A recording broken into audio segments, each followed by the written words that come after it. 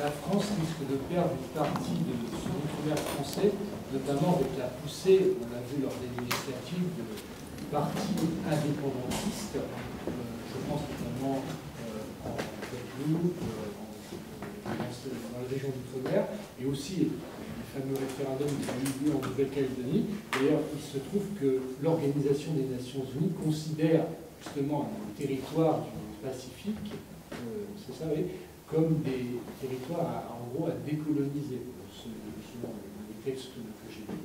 Donc ne pensez-vous pas qu'il y a un véritable risque de perdre une partie, si ce n'est la quasi-totalité, de nos territoires d'outre-mer? Alors c'est une question légitime de se poser. Maintenant, est-ce que vous pensez que les territoires d'outre-mer ont intérêt à partir finalement de cet ensemble, finalement, de cette nation française? Je m'entends, la poussée, effectivement, vous parlez de la poussée des indépendantistes, alors je pense que vous faites plus par référence à la Guyane qu'à la Guadeloupe, pour le coup. La poussée des indépendantistes, ça ne veut pas dire que le territoire souhaite partir, qu'ils sont à ce stade-là. D'ailleurs, la réponse apportée par l'État lors des manifestations en Guadeloupe et en Martinique il y a quelques mois de cela, qui était justement de parler un peu trop tôt de l'autonomisation, de l'indépendance, merci, de ces territoires, ça a fait un tollé également sur les territoires eux-mêmes, qui n'ont pas apprécié qu'on leur parle de cela. Les territoires ne sont pas prêts forcément à. Je pense que la réponse politique qui a été apportée lors des élections était plus quelque chose de contestataire, de montrer que vous nous avez, lors des difficultés qu'on a eues pendant le Covid et des débordements qu'il y a eu, vous avez répondu par une réponse sécuritaire, en nous envoyant finalement beaucoup de bonhommes pour venir taper sur tout le monde, plutôt qu'une réponse sociale que nous attendons depuis très longtemps. Encore une fois, vous êtes sur des populations qui sont extrêmement pauvres, sur des territoires qui, économiquement, ne sont pas viables par eux-mêmes. Pourquoi? Parce qu'on les a suffisamment affaiblis pendant des décennies, et même pendant plusieurs siècles, qu'ils ne sont pas prêts tout seuls à pouvoir s'autogérer. On regarde la Nouvelle-Calédonie, par exemple, ou la Polynésie, qui ont une forme d'autonomisation depuis du coup, l'Union française, depuis 1946. Ils ont mis énormément de temps, et aujourd'hui encore, ils peinent toujours à pouvoir être économiquement viables, c'est-à-dire si on leur retire l'ensemble des subventions étatiques, qu'ils ne souhaitent pas, pour le coup, eh bien, ils vont avoir de sérieux problèmes. Ils sont aussi sur une volonté de recherche de différenciation sur leur économie, c'est-à-dire de pouvoir développer différents appareils économiques au sein même de leur territoire pour diversifier leurs revenus. Si on prend la Nouvelle-Calédonie, encore une fois, principalement, c'est le nickel aujourd'hui. Le problème, c'est que le jour où le cours du nickel il chute, ils vont avoir un peu de mal. La Polynésie cherche justement à faire cette différenciation. Ils ont la terre, ils ont le tourisme, oui, très bien, mais pas que. Ils essaient de développer effectivement, et on le voit avec l'énergie aujourd'hui, ils ont développé les SWAC par exemple, c'est le premier SWAC mondial qui a été fait donc, pour l'hôpital du Taounais, ils sont en train d'en faire un autre pour une école de mémoire. Eh bien, ils essaient de chercher les moyens pour justement pouvoir permettre de viabiliser cette autonomisation. Si on prend sur la Guadeloupe, la Guyane, etc., il risque d'avoir beaucoup de problèmes à pouvoir l'obtenir. La France, de toute façon, théoriquement, ne le laissera pas. Et enfin, peut-être que cette montée également de cet indépendantisme, de l'indépendantisme des différents territoires, provient peut-être aussi du fait que nous-mêmes, hexagonaux, eh bien, nous ne leur apportons que peu d'intérêt jusqu'à maintenant.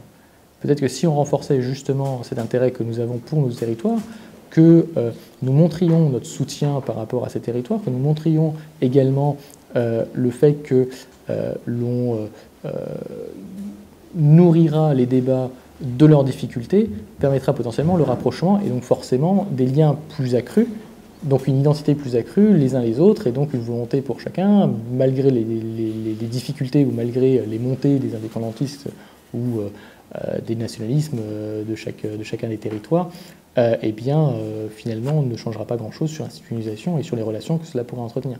Forcément, si tous les jours je vous tape dessus, à la fin vous n'allez plus pouvoir rester avec moi. Si en revanche, de temps en temps, parce que vous en faites une, je vous tape dessus, mais que régulièrement on s'entend bien, bon voilà, vous comprenez la chose et ça, on ne se quitte pas, bons amis, on continue à vivre ensemble parce qu'on sait aussi l'intérêt qu'on a les uns les autres. C'est cette interdépendance-là qu'il faut nourrir, Et à mon avis, aujourd'hui, les réponses qui sont apportées politiquement via les élections démontrent justement cette difficulté, enfin ce cri d'alarme finalement de l'ensemble des territoires, qui ont voté principalement extrême gauche parce qu'ils attendent une réponse sociale. Oui, parce que je crois savoir justement que la NUPES a fait alliance avec un parti indépendantiste polynésien. C'est ça. Quand on regarde la Nouvelle-Calédonie aujourd'hui, c'est pareil. Vous avez la Nouvelle-Calédonie est divisée en trois. Alors là, le nom, je ne le connais pas. Du coup, je vous fais confiance sur le nom. Mais quand on regarde la Nouvelle-Calédonie, par exemple, c'est 3 provinces. Vous avez un gouvernement, vous avez une assemblée, et vous avez 3 provinces. Nord, Sud et des îles Loyauté. Sur les 3 provinces, vous avez 2 provinces indépendantistes, depuis tout le temps. Vous avez une quarantaine à peu près d'ethnies différentes, recensées. Il y en a bien plus. Mais vous avez le Sud, où finalement c'est le poumon économique et où la majeure partie de la population se trouve. Et j'entends population, bien évidemment, métropolitaine venue vivre sur le territoire, qui s'y trouve, et qui est loyaliste, forcément. Quand vous avez les référendums, ils ont été pour 3 fois, du coup, non à l'indépendance, malgré les difficultés. Aujourd'hui, ils doivent penser leur institutionnalisation, c'est-à-dire qu'est-ce qu'on fait maintenant comme institution? Comment on fait pour vivre tous ensemble sans qu'il y ait des débordements particuliers? Parce que forcément, les uns vont contester les référendums qui ont été faits, enfin, les résultats en tout cas, en disant oui, c'était truqué, oui, les suffrages exprimés n'étaient pas bons, enfin bref, on n'a pas pris le bon corps électoral, etc. Comment on fait ensuite pour vivre correctement? En sachant encore que l'une des premières difficultés reste le foncier, reste l'aménagement du territoire. Mais un aménagement du territoire qui est extrêmement compliqué, puisque dans les partis indépendantistes, on est sur une vision coutumière, enfin sur une coutume finalement, qui est très simple, c'est-à-dire je pose mon pied, c'est à moi. Point. Mais des fois, ça arrive aussi que les gens disent « Ah non, mais là-bas, c'est à moi. Mais vous y êtes, oui, mais c'est à moi. » Et ça se bat. C'est-à-dire que c'est pas du squat, mais presque. Et ça pose des gros soucis. Et du coup, comment on fait pour que tout le monde arrive à peu près à s'entendre sur tout ceci? Et là, je parle que de l'habitat, mais on peut prendre tous les domaines, on est sur Paris. Vous voyez?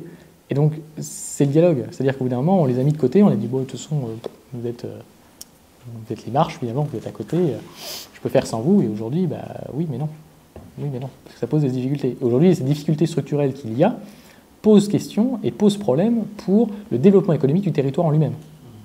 C'est-à-dire qu'aujourd'hui, les investisseurs ne viennent pas en Nouvelle-Calédonie, parce qu'il y a une incertitude institutionnelle. Vous n'avez plus personne qui investit dedans, vous avez un territoire qui commence à faiblir un peu, qui commence à connaître un peu des affaiblissements. Et si le cours du nickel tombe, le territoire va être très très mal. Et aujourd'hui, les différentes provinces n'arrivent pas à s'entendre, n'arrivent pas à se parler, n'arrivent pas à se voir.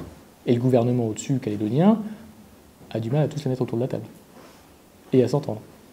On l'a vu il n'y a pas si longtemps sur un colloque qui avait été donné au Sénat en septembre. Vous aviez une représentante de la province sud et un des membres du gouvernement calédonien qui étaient présents à la même table, qui ont du coup parlé de problématiques diverses. Le membre du gouvernement calédonien a parlé, a utilisé un terme dont je ne me souviendrai pas le mot, un terme. Ça a mis en rogne l'autre personne qui est partie en courant. Uniquement parce que ce terme-là était évocateur de l'indépendance, de cette partie-là.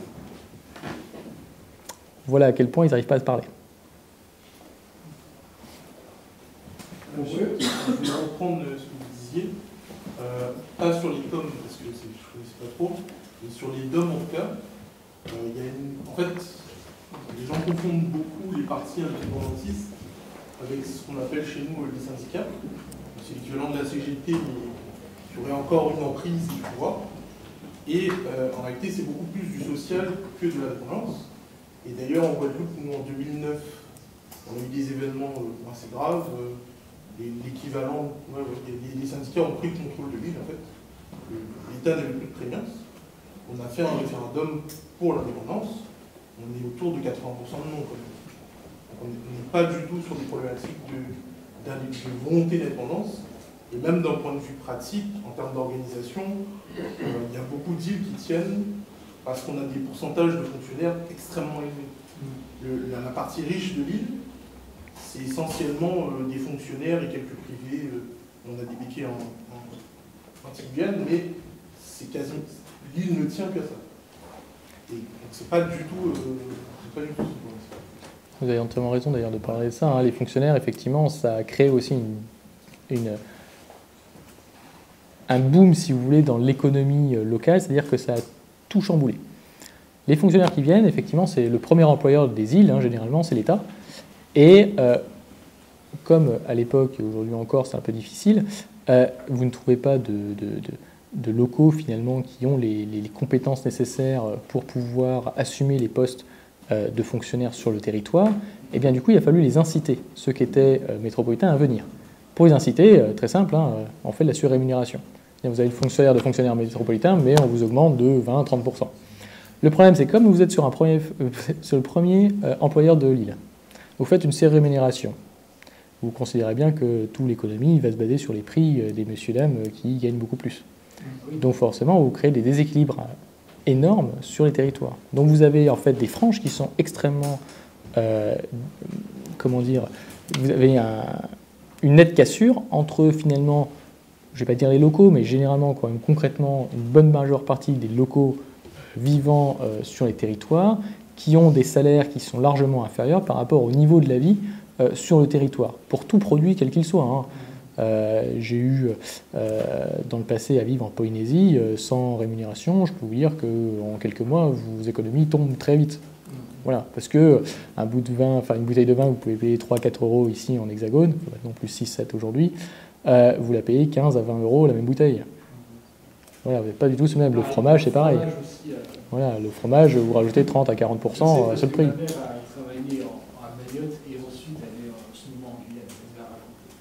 Après, même si c'est moins, il y a pas les fonctionnaires locaux, il y a aussi les fonctionnaires entiers qui vont en vacances là-bas, qui ont plus une prime de 30% pour la vie chère, justement. Exact. 40 maintenant.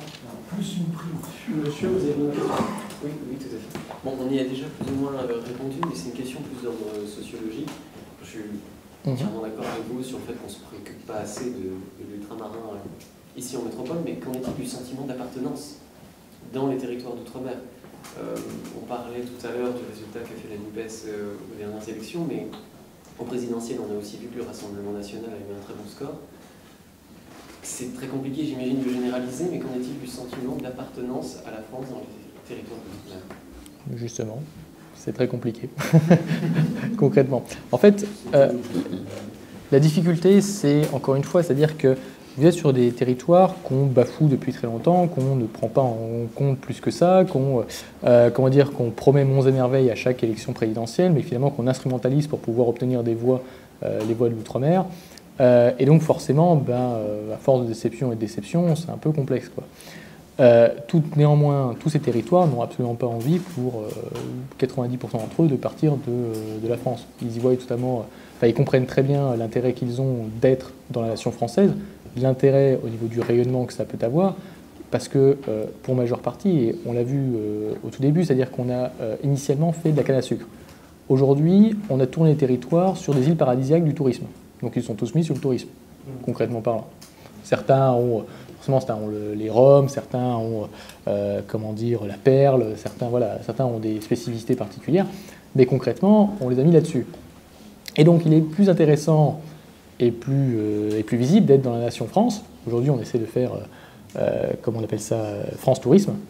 Voilà, donc de pouvoir être visible sur un rayonnement français, associé au vin, au fromage, etc., qui sont des valeurs communes et des valeurs bien visibles, pour pouvoir attirer la clientèle. Maintenant, il y a quand même des difficultés, c'est-à-dire que, on l'a vu avec la croisière, la croisière dans la Caraïbe, c'est quand même un gros apport touristique. Le problème, c'est que l'État français, encore une fois, a décidé de rendre ça plus compliqué, puisque jusqu'à maintenant, comment expliquer ça? Les Américains, pour voyager dans leur pays, n'ont pas besoin de visa, n'ont pas besoin de passeport. Jusqu'à maintenant, quand ils sont sur un bateau de croisière américain et qu'ils partaient dans la Caraïbe, ils n'avaient pas besoin de passeport. L'État français a dit stop. Vous avez besoin d'un passeport. Un Américain, faire un passeport, c'est compliqué. Ils n'aiment pas trop. Donc du coup, vous avez eu un gros sujet. Après, c'est compréhensible. C'est-à-dire que je comprends totalement l'État français qui dit non, je ne veux pas les Américains sans passeport chez moi, parce que moi, quand je viens chez vous, il n'y a pas la réciprocité. Moi, je suis obligé d'en avoir un. Et en plus, un visa. Donc ça me coûte cher. Et donc du coup, le problème c'est que du coup vous faites tomber le tourisme. Le Covid étant par la suite, vous avez tué le tourisme. Et donc du coup, toutes ces îles-là ont perdu une grosse partie de leur économie. Toutes les personnes qui vivaient du tourisme, ils ont pris très très cher. Au niveau du sentiment d'appartenance, encore une fois, si vous développez une conscience ultramarine à minima, c'est-à-dire que la métropole connaît l'outre-mer, l'outre-mer connaît la métropole, et l'outre-mer connaît l'outre-mer, vous allez avoir un gros problème à un moment donné. C'est-à-dire qu'au-delà du fait des subventions, si un jour l'État dit stop, j'arrête des subventions, les territoires vont dire bah ouais, mais du coup pourquoi rester? Aujourd'hui, ce qui les tient, principalement, c'est les subventions. À mon sens, après je peux me tromper, mais à mon sens, c'est ça. Xavier? Alors, moi j'ai une question qui rebondit sur ce que monsieur a dit tout à l'heure, mais qui est beaucoup plus globale. C'est une question, l'économie. Nos territoires d'outre-mer, c'est 12 millions de kilomètres carrés de zones économiques exclusives. La plus grande zone économique exclusive au monde, devant celle des États-Unis. Des ressources naturelles en quantité absolument hallucinante. Sans parler des hydrates de méthane, pétrole, gaz, les nodules polymétalliques, les ressources halieutiques, les potentialités d'agriculture sous-marine pour faire des algues. Et vu la taille de cet espace, vu la qualité, vu la richesse de nos fonds sous-marins, y a-t-il pas une débilité mentale de la part de nos autorités de ne pas vouloir investir dans quelque chose qui créerait des centaines de milliers d'emplois au niveau industriel seulement en métropole et sur place? Voilà ma question. Y a-t-il pas une volonté finalement de se séparer de ces territoires d'outre-mer sans le dire de façon hypocrite, ce qui est dramatique? Parce que l'avenir de la France passe par ces territoires d'outre-mer, à mon sens. Alors, sur cette... il y a plusieurs points, c'est pour ça du coup que j'ai un peu bugué. Mais il y a plusieurs points. Je pense juste que la France n'a pas de stratégie pour son outre-mer. Ça a toujours été le cas et ce sera toujours le cas aujourd'hui. Tant qu'on n'aura pas, encore une fois, tant qu'on n'aura pas inclus cette dimension de conscience ultramarine à minima dans les programmes scolaires, que les gens comprennent ce que c'est que l'outre-mer, ça va être un peu compliqué de pouvoir définir des stratégies qui soient au clair et qui permettent justement de pouvoir développer en cohérence avec la volonté de chaque territoire, bien évidemment, parce que chaque territoire a aussi une volonté, une direction qu'il souhaiterait suivre. Mais au-delà de ça, il y a aussi une nécessité de protéger l'environnement. On reste quand même sur les territoires qui sont les premiers impactés par forcément le réchauffement climatique, la montée des eaux, etc. Sur l'utilisation des ressources naturelles qui se trouvent dans les espaces de nos ZEE. Il y a aujourd'hui des stratégies, il y a aujourd'hui des actions qui sont menées. Vous avez le CHOM et vous avez j'ai perdu son nom. L'Ifremer, merci. Il y a l'Ifremer qui freine des cas de fer. Ils freinent tous des cas de fer, c'est normal. C'est parce que du coup, la volonté française, c'est de dire on peut explorer mais pas exploiter. Ça, c'est la décision française qui est de ne pas le faire. Depuis 2015, avec Montebourg, notamment sur tout ce qui est activité, pétrole, notamment le ministre de redressement productif. Mais d'un côté, alors sur ça... Dans nos territoires d'outre-mer, et que le potentialité de développement, c'est-à-dire que de plus en plus, il y a des technologies qui sont en train de se développer, qui permettront d'exploiter l'immensité de nos ressources, tout en préservant finalement l'environnement. Ce qui amène à penser que soit on est face à des imbéciles, de parfaits imbéciles qui ne connaissent pas leur dossier, parce que c'est vraiment ça c'est vraiment l'impression que ça donne. Alors, il y a plusieurs, en fait, c'est toujours pareil, on est sur des hommes et des femmes au sein des ministères qui n'ont pas forcément tous la même idée. J'ai eu la chance dans le passé de travailler pour le SGMER, donc le secrétariat général de la mer, qui est donc un service du Premier ministre qui gère justement la coordination de la politique maritime et portuaire française. À ce stade, quand j'y étais, il y avait des discussions justement pour définir une stratégie grand fonds marin, qui a été menée par M. Jean-Louis Levé, et qui a réuni l'ensemble des ministères justement sur ces questions. Ils ont fait un travail pour le coup remarquable, c'est-à-dire qu'ils ont mis tout le monde sur la table, autant les scientifiques et machin, lui il vient du monde universitaire, donc il n'y a pas de problème avec ça. Ils ont établi un rapport confidentiel bien évidemment, sur l'idée étant ici, je pense qu'il y a pour une fois une stratégie derrière. On dit, on explore, mais on n'exploite pas. Mais ça ne veut pas dire qu'on ne le fait pas sur d'autres parties du monde. Aujourd'hui, on a avec l'Organisation maritime internationale, l'OMI, et puis les organisations de l'ONU, vous avez des parcelles en fait que vous pouvez réserver pour l'exploitation et l'exploration. Oui, je sais, et d'ailleurs, la société qui fait ça est une société canadienne et pas une société française, au passage. Exact, mais du coup, la propriété finalement, enfin, la location finalement de la partie géographique maritime qui est faite est française. Enfin, on a des parties, d'autres sont différentes nations, c'est quadrillé, enfin bref, chacun a sa place. L'idée étant ici, c'est que, à mon avis, on va faire en sorte d'explorer et d'utiliser des compétences particulières, de s'entraîner finalement sur ces zones-là avant d'aller les étudier chez nous. Je pense concrètement qu'il y a aussi une volonté de potentiellement de prendre tout ce qu'il y a à prendre ailleurs, puis quand il n'y a plus ailleurs, du coup il ne reste plus que chez nous et du coup ça fait monter les prix. Ça c'est ma pensée à moi. Après, ça c'était la pensée il y a déjà 20-30 ans en arrière, c'était ce qui se disait. Pour le coup, à mon avis, on reste sur la même volonté. On ne va pas explorer non plus parce qu'effectivement on souhaite avoir les outils nécessaires pour éviter toute dégradation des fonds marins. C'est vraiment une volonté qui est vue partout, qui est pour le coup, qui fait consensus au niveau de toutes les classes politiques, c'est-à-dire qu'on doit protéger les espaces maritimes. Il faut savoir qu'aujourd'hui, moins de 2% de la surface entière maritime du globe terrestre est connue. On ne connaît strictement rien à la mer. On connaît plus de l'espace que de la mer, ce qui est extrêmement surprenant. On a le... l'importance du projet Galileo qui a été abandonné. Parce que trop cher. Trop coûteux. Uniquement. Majoritairement, il y a de ça. C'est-à-dire qu'aujourd'hui, les côtes françaises, on ne les connaît pas. Même les côtes les plus proches du territoire hexagonal. Ouais, par exemple. Mais si vous voulez, l'organisme qu'on a, donc le CHOM, qui est reconnu internationalement sur les compétences pour pouvoir justement faire la topographie, et les territoires ultramarins souhaiteraient pouvoir l'utiliser. Le problème, c'est que ça coûte tellement cher. Ils n'ont pas les ressources pour. L'État pourrait potentiellement, mais ça coûte extrêmement cher.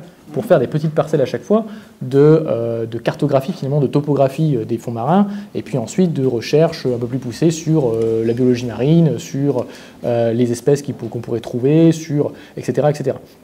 Et donc ça, le CHOM est en capacité de le faire. Le problème, c'est qu'on ne les active pas. Encore une fois, on a parlé tout à l'heure avec les câbles sous-marins, on avait toute la chaîne des valeurs, on n'a pas fait. Bon, encore une fois, voilà, parce que vous avez des opérateurs économiques qui vont profiter du moment, c'est-à-dire je suis tout seul pour le faire, voilà.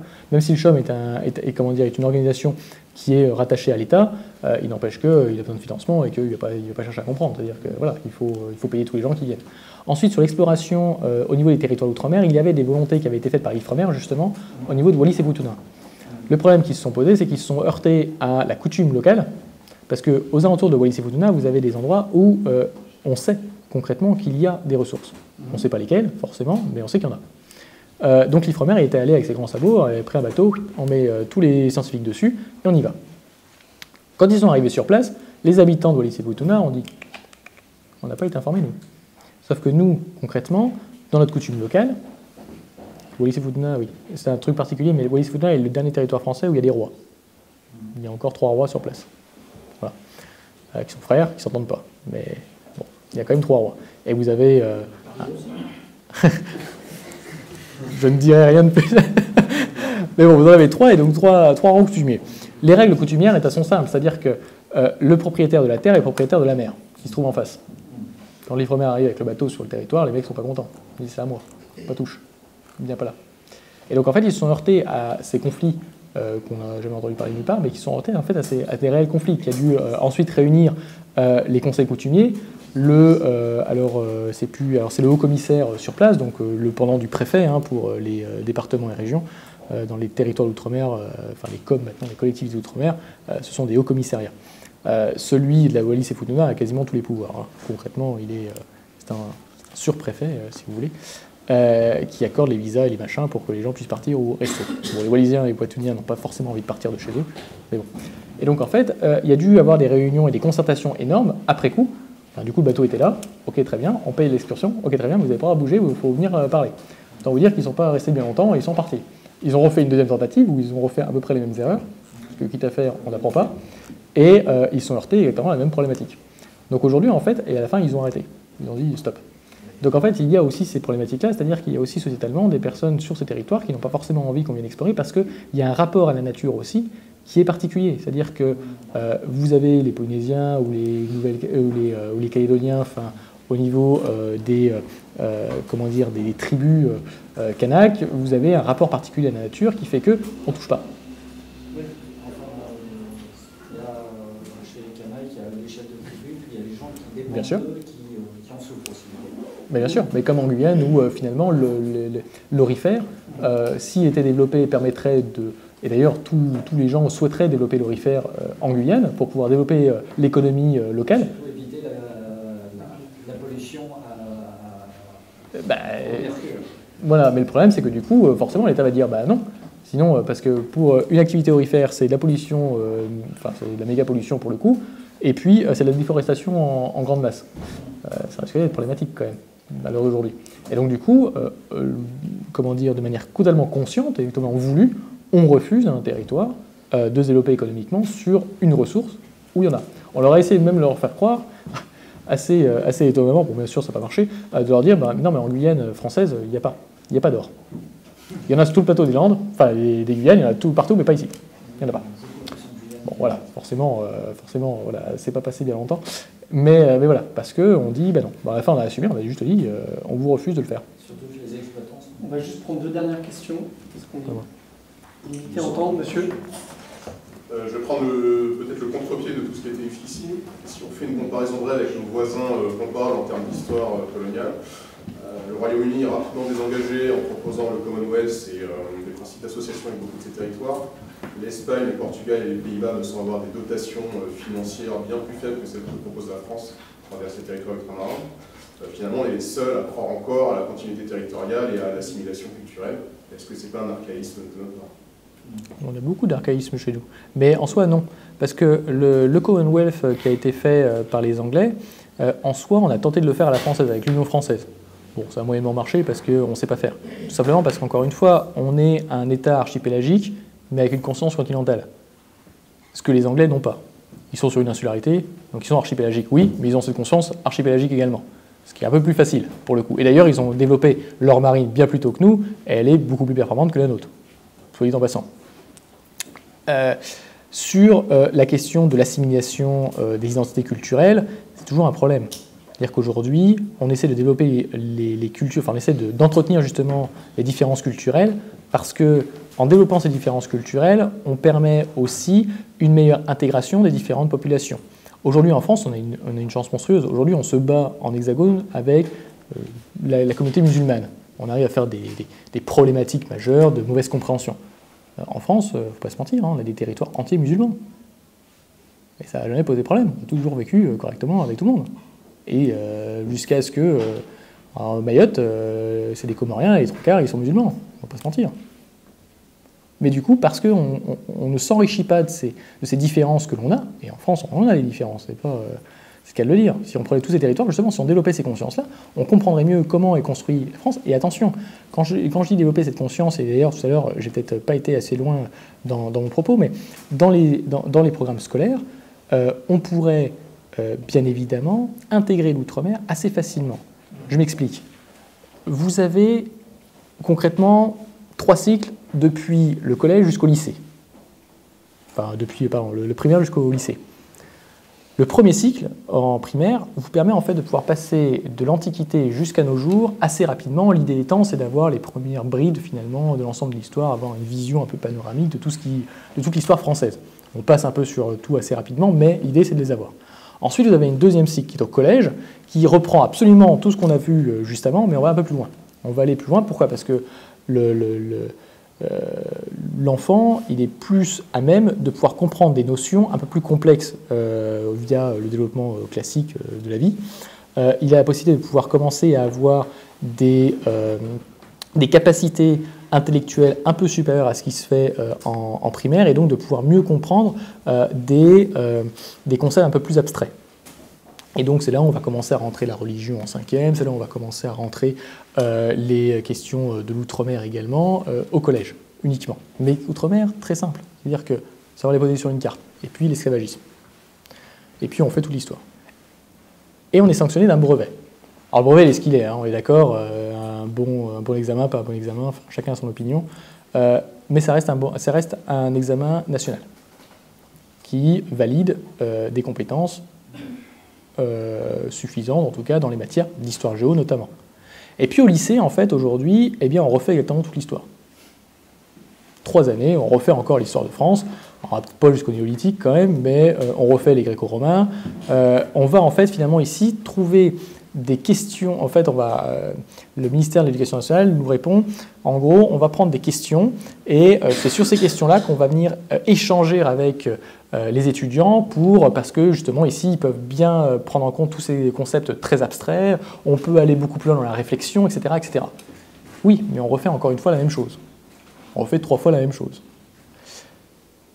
Il serait peut-être bon de considérer le brevet comme un vrai examen, c'est-à-dire peut-être de le faire plus dur, ou de le faire un peu différemment, qu'importe, et que au lycée, comme on est sur une partie où les gens ont la possibilité d'avoir cette notion de réflexion abstraite et donc de pouvoir essayer d'imaginer des concepts beaucoup plus éloignés, on pourrait faire une année, par exemple la seconde, sur l'outre-mer.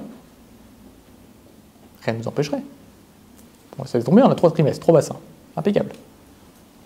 Une année, donc la première par exemple, ou inversement, sur l'Union européenne, parce qu'il n'empêche qu'on est européen, mais je pense qu'entre nous tous, on parle de l'outre-mer aujourd'hui, mais on parle de l'Union européenne, je pense qu'on est pareil. En termes de connaissance de l'Union européenne, des politiques publiques, de l'articulation des réglementations européennes avec celles françaises, je pense qu'on est à peu près sur le même niveau. Moi après compris, hein, je ne connais pas grand-chose hein, pour le coup. Et puis la terminale, potentiellement, de reprendre tout ce qui a été fait avant, justement pour faire un rappel un peu de tout ça, et finalement d'avoir un bac où on a toutes ces choses-là qui rentrent en compte. Et là, du coup, on a un deuxième examen national qui va plus loin et qui prend des problématiques qui sont différentes. Ça, on pourrait les rentrer. Le ministère de l'Éducation nationale, aujourd'hui, nous disent « Mais non, c'est pas possible, c'est trop transverse. » C'est la réponse qui m'a été donnée quand j'ai demandé. Elle dit « C'est trop transverse. » L'Union européenne, c'est pareil, c'est trop transverse. D'accord. Donc on est européen, mais on ne doit pas savoir ce que c'est que l'Europe. On a les outre-mer, mais on ne doit pas savoir ce que c'est que l'outre-mer. Ok. Concept d'accord. Concept archaïque, vous le disiez. Sur... j'ai perdu la deuxième partie de votre question, pardon. Il y avait une deuxième partie. Vous avez répondu déjà aux 2 parties de la question. Continuité territoriale. Ah, sur la continuité territoriale. La continuité territoriale, en soi, il y a plusieurs aspects là-dedans. On a parlé de la continuité territoriale sur les liaisons aériennes, sur le fait de pouvoir accéder à l'information des uns et des autres. On l'a parlé aussi avec les hubs numériques. Un jour, un mec qui coupe le câble, concrètement, les informations numériques, elles n'y arrivent plus. On fait quoi? On leur parle plus? On les appelle plus? C'est fini? Mais c'est vrai, hein. Aujourd'hui, encore une fois, 99% de vos communications que vous avez, qu'elles soient Internet ou par téléphone, ça passe par les câbles sous-marins. Parce que les téléphones, grosso modo, vous allez sur l'antenne d'à côté, l'antenne c'est relié par un câble à la prochaine antenne, et l'antenne redistribue le téléphone d'après. C'est tout, ça marche comme ça. Vous coupez, vous ne parlez plus. C'est fini. Point. Pour certains, il y a un seul câble qui les relie. Il y en a un. Pour d'autres, vous en avez plusieurs. Donc si vous en coupez un, au pire des cas, il y a l'autre. Vous avez un débit un peu plus réduit. En Polynésie, ils en ont mis un deuxième, enfin. Mais encore une fois, ils passent par des hubs. Ça ne passe pas directement par la métropole. Pourtant, alors après, il y a des questions de coût, il y a des questions de passage et tout, je comprends. Mais il n'y a pas de connexion directe sécurisée. C'est pas possible. Aujourd'hui, sur les 90% de vos données, vous en avez au moins une bonne 70% qui passent par les États-Unis, sur la côte Est. Voilà, toutes vos données, que ce soit tous les entreprises, hein, c'est pareil. Hein. Toutes les données économiques, les machins, tout, ça passe tout par là. Forcément, le tollé de Snowden, forcément. Très simple. Et voilà, cette continuité. Après, vous avez la continuité administrative. La continuité administrative, elle n'est pas uniquement sur payer ses impôts, sur avoir des fonctionnaires devant vous. Elle doit être aussi sur l'accompagnement des collectivités à l'utilisation des différents crédits ou des différentes subventions qu'ils seraient en mesure ou en capacité de pouvoir actionner lorsqu'ils ont des projets d'envergure à mettre en œuvre. Ça, il n'y a pas, ou très peu. Vous avez sur la formation, encore une fois, des élus à leurs fonctions. Parce que les élus, des fois, quand on leur parle, ils ont un peu de mal à comprendre tous les mécanismes. Et c'est normal, ils sont très éloignés. Comment ça marche? Moi, on me dit, oui, mais j'ai un ministère. Très bien, vous allez parler à votre ministère. Vous allez dire quoi? Le ministère, il n'a pas les pouvoirs pour le faire. Ce n'est pas lui à qui il faut parler à un autre. Vous avez encore des gens qui appellent le ministère en disant, est-ce que je remplis bien toutes les conditions? Des collectivités qui appellent, est-ce que je remplis les conditions? Mais non. Vous êtes censé les savoir, vous êtes censé être autorité de l'autre côté. C'est vous qui devez savoir. Vous voyez? Et elle est là la difficulté, c'est-à-dire qu'on oublie tous ces aspects-là, c'est-à-dire qu'effectivement, avoir quelqu'un qui puisse vous répondre, c'est bien, avoir quelqu'un qui puisse vous former, c'est mieux. Ça permet en plus de pouvoir être plus autonome. Mais ça, on ne veut pas, pour une raison encore inconnue. Une volonté archaïque de conserver la mainmise sur ces territoires, de pouvoir les monter les uns contre les autres, potentiellement, je ne sais pas. Mais ça, c'est des difficultés qu'il va falloir pouvoir pousser, qu'il va falloir pouvoir surmonter. Monsieur, une dernière question.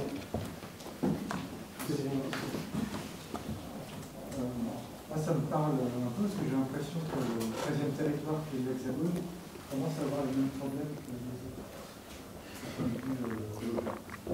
Réseau public, du laisser aller du gouvernement. Bon, c'est très simple, hein. Un coup, le secrétaire général de la mer, un jour, donc un grand préfet, il nous a réunis tout autour de la table. Il y avait tous ses conseillers, les chefs cabinets, enfin bref, tout ce que vous voulez. On était 15 autour de la table, très bien. Il a posé une question simple. Une question que je peux vous poser à tous, hein, et on peut tous la poser. Écrivez-moi sur un papier, vous avez la réunion entière, vous avez plus d'1 heure, écrivez-moi sur un papier un grand projet pour la France, qui réunirait, qui ferait consensus pour tout le monde. Quel serait-il?